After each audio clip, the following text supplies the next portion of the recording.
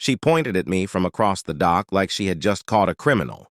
"You, get out of the water right now! Show rules say no swimming," she yelled, waving a bright yellow paper in the air.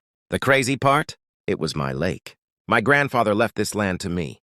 The lake was mapped clearly inside my private property line, but she acted like she owned the whole world. I pulled myself out of the water slowly, still dripping, watching her stomp toward me with that fake authority walk she loved so much. Her sunglasses slid down her nose as she smirked.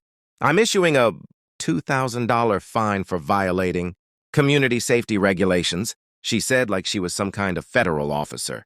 I stared at her, confused but calm. "Karen, this is my land. You can't fine me for swimming in my own lake." She laughed, actually laughed like she knew something I did not. "This whole area falls under our HOA now. We voted last week. You didn't attend the meeting, so the rules apply to you too." A chill went through me, not because of her words, but because of the confidence in her voice. Something was off. She wasn't bluffing this time. She thought she had real power. Then she stepped even closer and whispered, "And if you don't pay, we'll take further action." She said it so quietly that for a second, I wondered if I heard it right. But I didn't argue. I didn't raise my voice. I just stared at her, because she had no idea who she was threatening. She had no idea that the lake she was trying to control was tied to ownership, documents she had never seen. She had no idea that the HOA she bragged about was sitting on a legal landmine. She had no idea that the man she just fined was the one person who could destroy the entire HOA with a single signature. But I stayed silent and let her walk away, thinking she had won. Because the first rule my father taught me was simple. Never show your power too early. Let them dig their own hole first. When she strutted off the dock, waving my so-called fine in the air, she didn't know I had already noticed something strange behind her.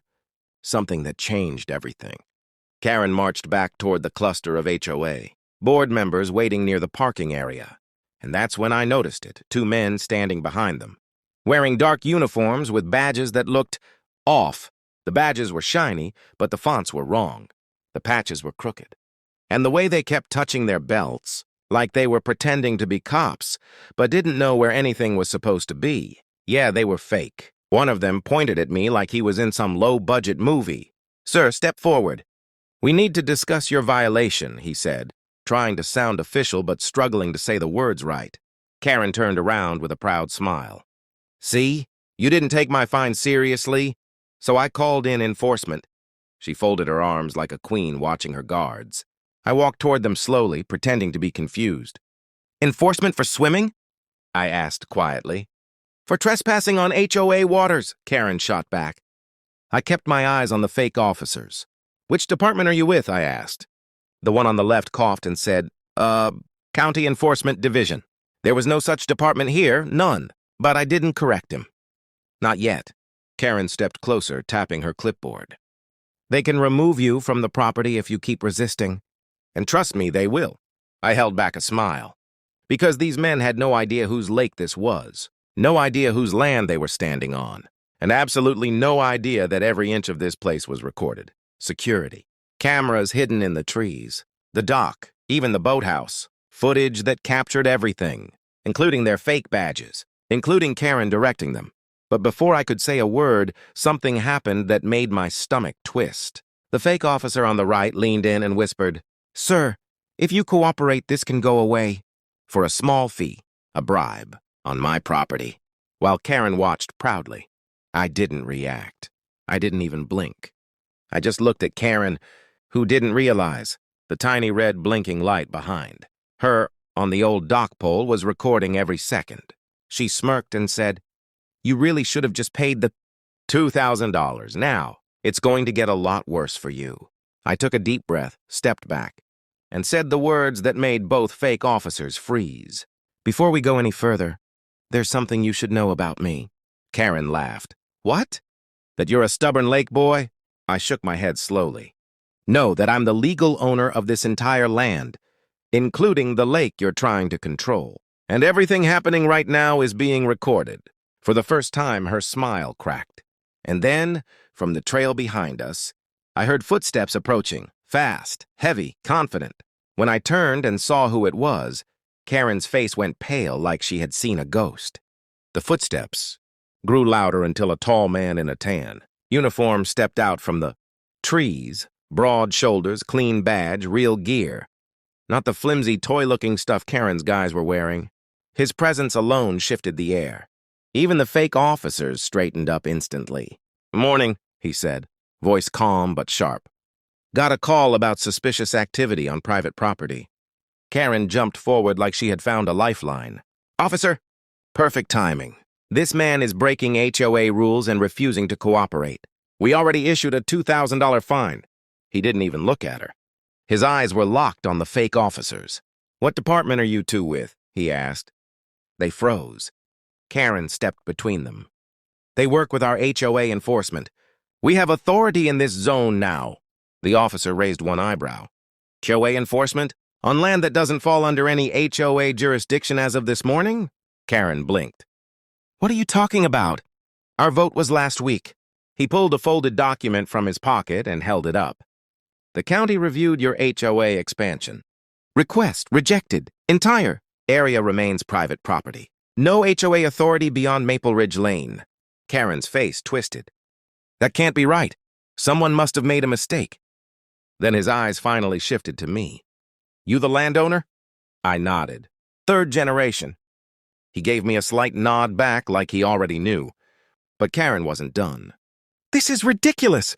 They swam in our lake. They violated safety rules." "It's my lake," I said. The officer spoke again, firmer this time. "Ma'am, this entire lake sits on his deed. I've seen the maps. There's no HOA claim here." The fake officers looked at each other nervously. Karen stepped closer to the officer, lowering her voice but not enough. "Listen, maybe we can work something out. The HOA really needs this control. People like him don't respect community standards." The officer stared at her, like she had crossed a line he didn't even think she'd touch. "Ma'am, are you asking me to ignore the law?" She swallowed. Then he said something that made everyone freeze.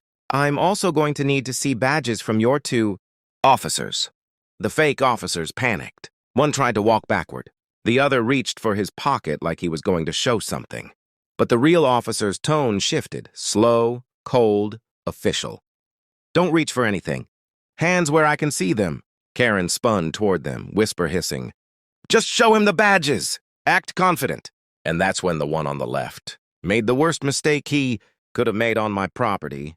He ran straight toward the old dock. Karen screamed. The other fake officer froze, and I looked at the real officer, who already knew this wasn't just HOA drama anymore. This had turned into something much bigger and way more dangerous.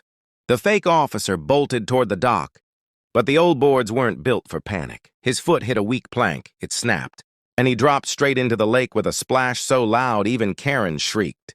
The real officer rushed forward, grabbed the second fake officer, and pushed him against a tree. "Both of you are under arrest for impersonating law enforcement," he said. Karen tried to step away, pretending she had nothing to do with them, but the officer turned toward her slowly. "Ma'am, we have enough on camera to charge you too. Extortion, harassment, and filing a false report." When she opened her mouth to argue, he pointed to the tiny blinking red light on the dock pole. "Everything is recorded?" Her face collapsed. Within minutes, backup arrived. The soaked fake officer was dragged out of the water in handcuffs. The second one shoved into a patrol car, and Karen, she was crying as officers read her rights. Before they took her away, she whispered, "You can't end the HOA. We worked so hard for it." I looked her straight in the eyes and said, "You fined me $2,000 for swimming in my own lake. So I doubled your HOA fees. County approved it this morning." Her jaw dropped. I added, "And with the charges you're facing, you won't be on the board anymore." "They're voting tonight." By sunset, the HOA voted her out. By next morning, the county dissolved the entire HOA due to her violations. And by the end of the week, peace returned to the lake. I sat on the dock, feet in the water, no fines, no rules, no Karen. Some people think power comes from control, but real power, it comes from knowing the truth and letting it speak for itself.